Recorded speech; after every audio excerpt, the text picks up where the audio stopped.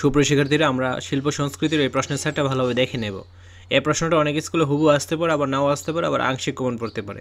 তো আমাদের কাজ হলো এটা প্র্যাকটিস করে যাওয়া, অর্থাৎ আমরা বার্ষিক পরীক্ষার জন্য কতটুকু প্রিপেয়ার্ড সেটা যাচাই করে নেওয়া। এক কথায় উত্তর দাও বা অতি সংক্ষিপ্ত উত্তর প্রশ্ন, সব কয়টি প্রশ্নেরই উত্তর দিতে হবে। প্রত্যেকটা প্রশ্নের মান 1 করে, 15টা আসবে 15 নম্বর।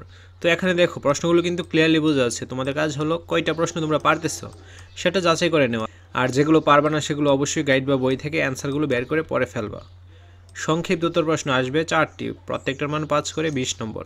তো তোমাদের প্রশ্ন হতে পারে কী কারণে আমরা এরকম প্রশ্নের সেটগুলো ইউটিউবে আপলোড করতেছি। মূলত তোমাদের বার্ষিক পরীক্ষার প্রস্তুতিটা যেন ভালো হয় তার জন্যই। ছবি দেখে লেখো, আর্ট অ্যাপ্রিসিয়েশন বা ক্রিয়েটিভ রাইটিং, এরকম একটি ছবি দেওয়া থাকবে। এর ভিত্তিতে তোমাদেরকে নিজের ভাষায় লিখতে হবে। এর জন্য বরাদ্দ থাকবে 10 নম্বর।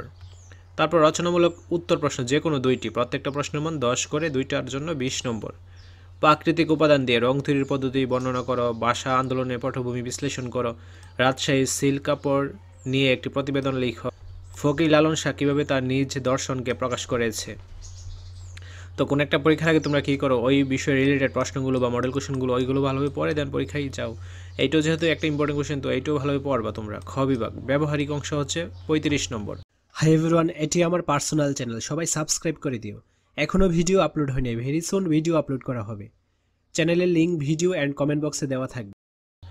বন্ধ খাতা প্রদর্শন, এর জন্য থাকবে 15 নম্বর। তোমরা সারা বছর ধরে যে বন্ধ খাতায় যেগুলো লিখছো বা অঙ্কন করেছো ওইগুলোই তোমাদেরকে এখন প্রদর্শন করতে হবে। যে কোনো একটি কাজ বা কার্যক্রম করে দেখো, এর জন্য থাকবে 20। যেমন এটা হতে পারে রিক্সা পেইন্টিং এর অঙ্কন শৈলী অনুসরণ করে পোস্টার রং অথবা অন্য যে কোনো সহজলভ্য মাধ্যমে ফুল ও লতাপাতা অঙ্কন করো, অথবা দেশপ্রেমমূলক কাহিনীর উপর লেখা যাত্রাপালায় অভিনয় করো, অথবা জ্যামিতিক আকৃতিতে পুনরাবৃত্তিক নকশা অঙ্কন করো।